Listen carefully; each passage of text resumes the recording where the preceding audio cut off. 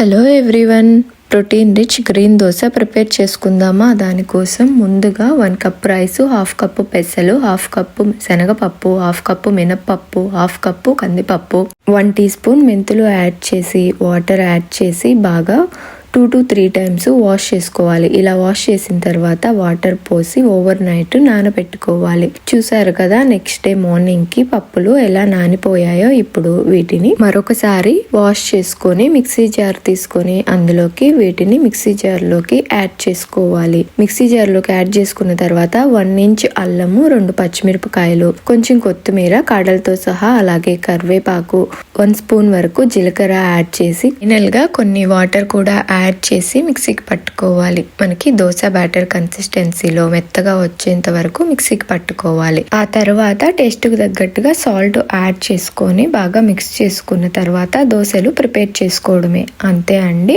ఈ బ్యాటర్ అన్నది మనకి ఫర్మెంటేషన్ అవ్వనవసరం లేదు. ఒకవేళ మిగిలినా కూడా నెక్స్ట్ డేకి యూస్ చేసుకోవచ్చు. సింపుల్ గా protein rich green dosa ready అయిపోయింది. Thanks for watching.